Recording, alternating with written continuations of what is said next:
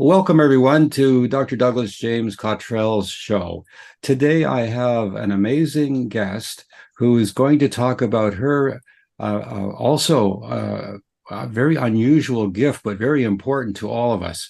All of us who love pets. I'm a dog person myself. I know many of us are cat people, and I've also had horses, and I lived in the country for a little bit back in the day when I moved out of the city. And there's an amazing synergy we have with animals. And today's guest, Karen Anderson, is going to tell us all about her amazing discovery of this really unique and wonderful ability to be able to communicate with animals and have them communicate with us, and much, much more. Karen's background has, like all of us, started off humbly. She, when was a young person, she had some experiences. She grew up and became a police officer, number one in her class. She had her own business, and she's written several books, and I'm going to talk a little bit about that. But first, welcome to the show, Karen. It's great to have you here today. Thank you for being our guest. Thank you so much, Douglas. This is just such a joy, and I'm excited to share some of my stories with you. Well, our audience is, we explore the human consciousness, and we attempt to expand and understand what that is. Nobody really knows, but we have people like yourself who have unique abilities tapping into that consciousness. I alluded to the idea when I read your bio and your press kit that you were a child and you had these amazing abilities to communicate with animals or to know things, if I can just leave it open to that. Tell us about those times. And of course, many of us who are intuitive have had those cringe moments where we say something to an adult and they tell us, that's not right, don't do that. Or maybe they even give us a little encouragement with the back of their head. Right. Back in my day. But anyway, tell us about that time. How did you get, what are your memories of those times as a child? Well, my very first memories is far back.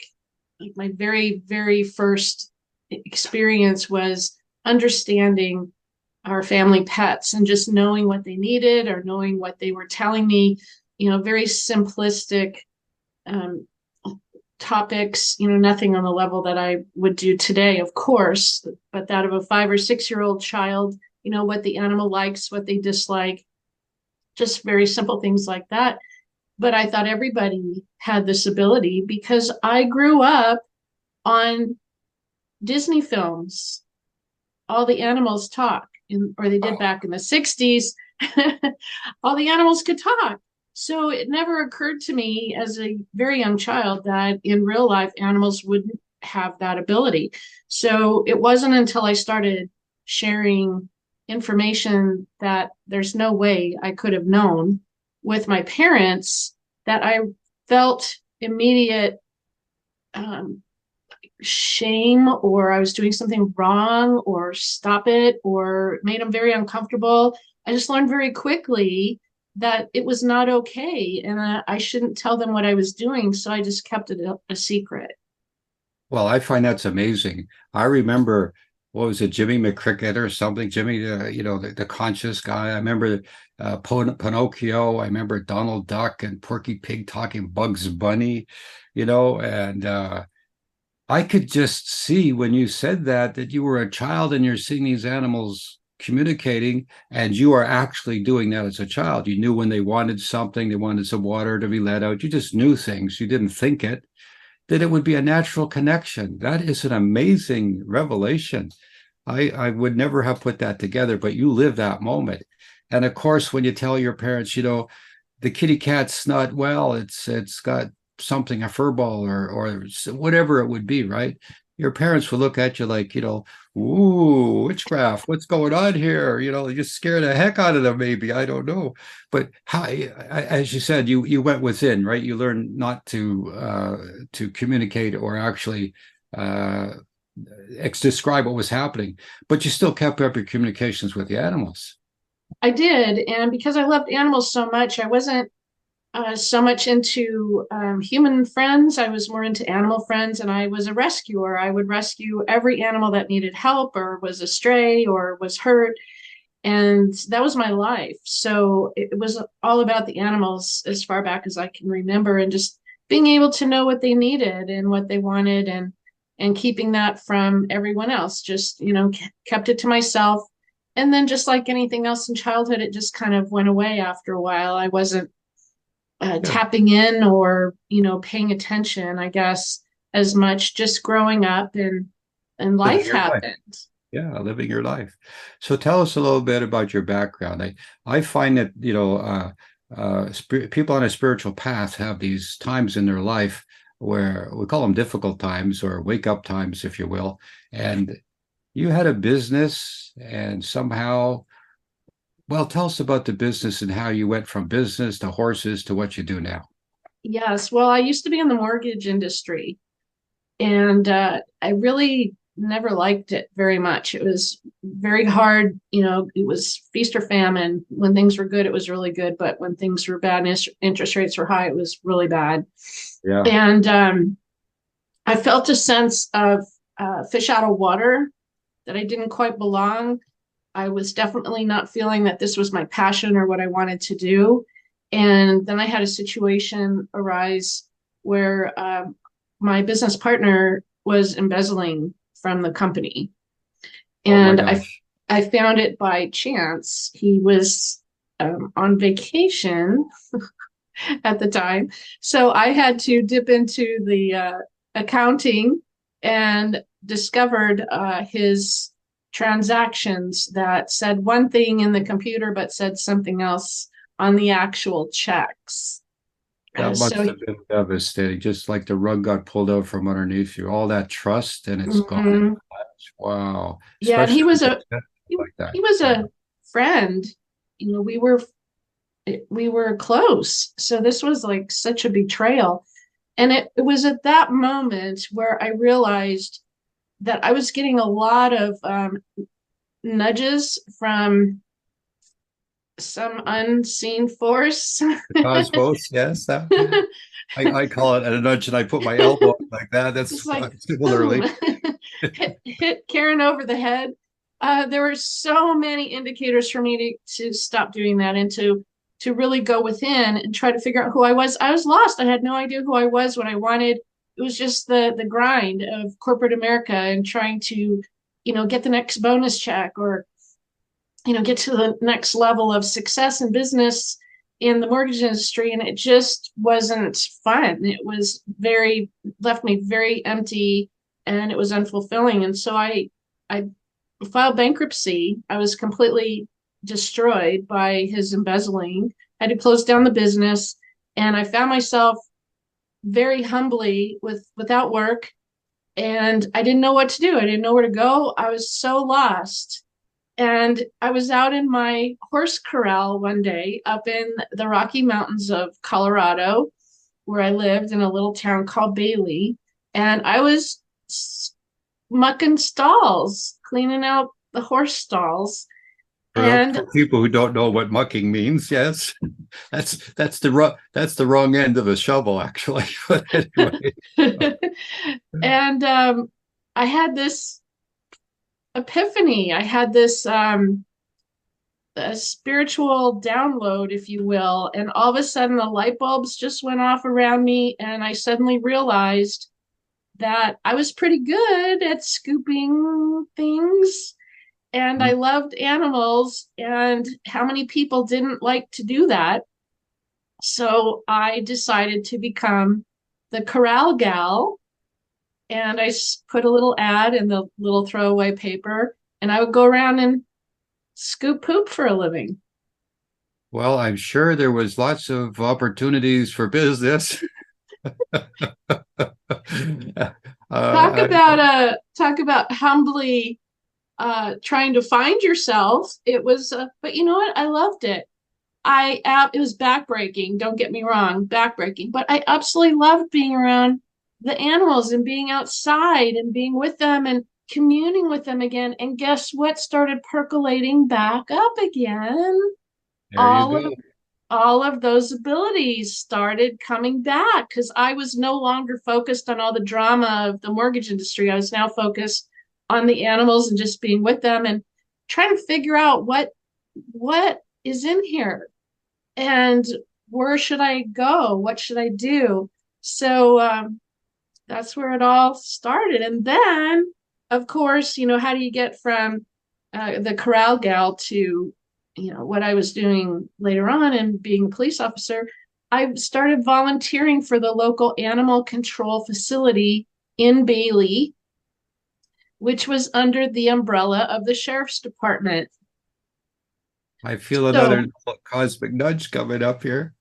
I had never ever been involved with any kind of civil service before. I had never had anything to do with, a county type situation like that. But I started riding along with the animal control officers, loved it, helping animals. My heart just filled with joy to go rescue them out of bad situations or get them off the roadway or, just being there as my job to help the animals. Volunteer job. I was a volunteer.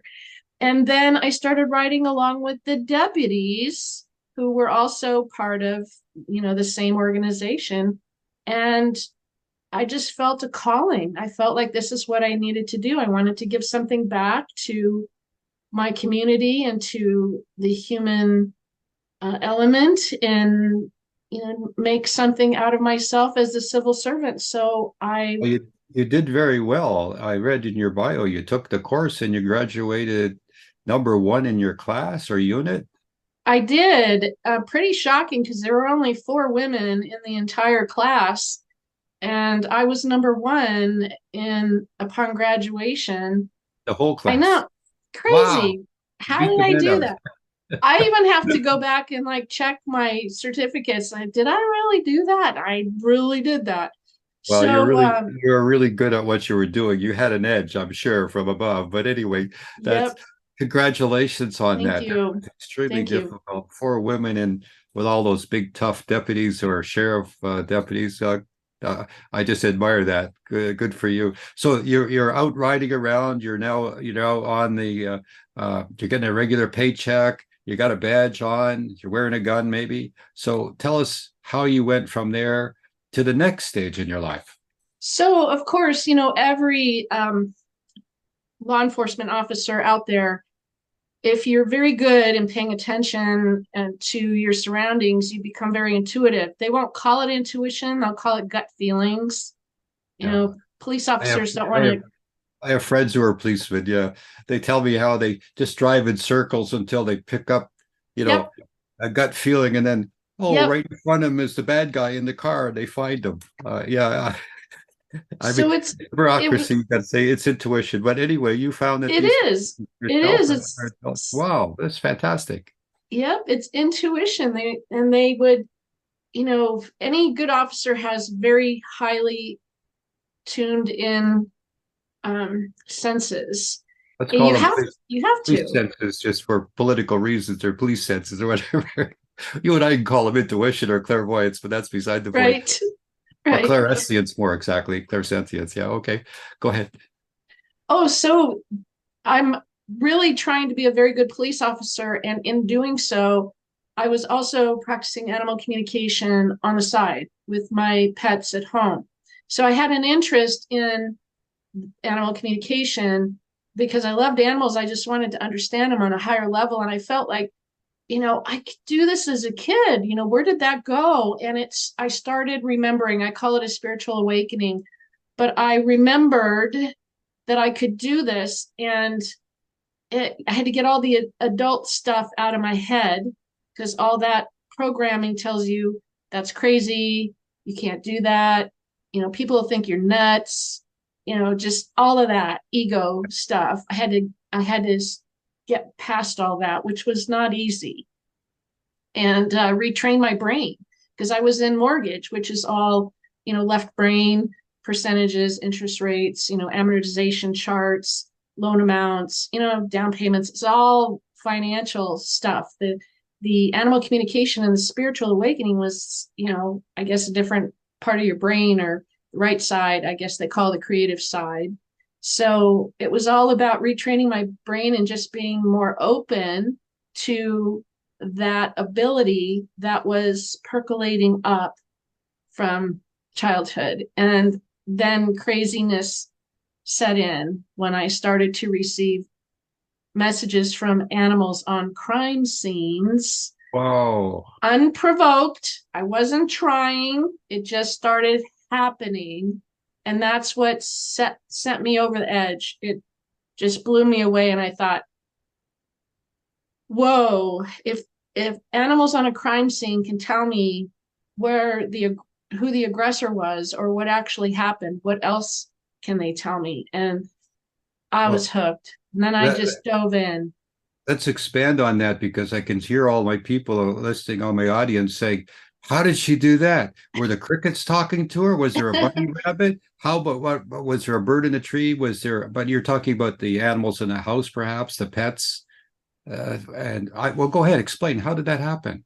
Okay, so the first experience I had, again, very unprovoked, and I've shared this story in my books as well. I documented this because it's unbelievable. Even to me, when I tell the story again, I think, man, that sounds really crazy, but it's what happened. So I was on a call. There was a rollover vehicle, and the suspect had fled on foot, and he was thought to be a felon with a warrant, armed and dangerous. Oh gosh. So we arrive on scene at night, summertime. It's pitch black, 8,000 feet in the Rocky Mountains. There's no street lights. It's just whatever ambient light there is. And I was told by my sergeant to stay on perimeter. Perimeter is where they stuck me all the time because I was new, I was a rookie, and they didn't want me to screw anything up. So they They just don't stuck want you me. shooting anybody. Why shoot any shadows in the darkness or so? Okay, so there you are. You're standing there. I think I know what you're going to say next. There you are. Have you got your gun So, in your hand, by the way? oh yeah, so there I am, You're stuck scared on at a scary time. Okay, what stuck happened? on perimeter, sitting in my patrol car going, okay. They all left. They went to my left to go look for a suspect. And so I'm in this open field, kind of like a sitting duck in my patrol car. And I thought, this really isn't good because it The lights are on. You're wide open. You're yeah. exposed. Yeah. So there I am. So I got out of the vehicle, and it was again summertime, so it was warm out. And as I'm sitting there, I'm by myself. I'm getting more and more nervous, and I'm thinking, where is this guy? How am I going to find him? What if he's here? Oh my gosh, what do I do if I find him? And just as I had these random thoughts in my head, a herd of deer that were going through this field, the deer popped up its head and made eye contact with me. It wasn't afraid. It knew I wasn't, going to hurt it or anything. And this thought entered my head of logs over by the logs Right over there. to my Wow. right. And the deer were all looking to my right, where all the police activity was to the left. So here I am in the pitch blackness. I heard this voice in my head. It was my voice, but it wasn't my thought. I wasn't thinking logs. I was thinking, oh my gosh, what am I going to do if I find this guy? That's what I was thinking. And now you Trying to, found them, right? right. So I sneak around, I draw my weapon, and somewhere I found this commanding voice to order the suspect to come out with his hands up. And there, these two little hands pop up. Wow. So, yeah, Back in the car, I in handcuffs now, right? You got him so in the car. that Yeah. was crazy because where did that come from? I mean, I thought about it and I questioned it so many times, like, how did that happen? How's that even possible? But remember, I was practicing animal communication on the side, Well, first of all, I think you had a question in your mind. Where is he? And right? the herd of deer came by and answered the question for you through some divine communication. And then your higher self was talking to you or something, and you went over and in a commanding voice, wow, you know, come on out, holy moly.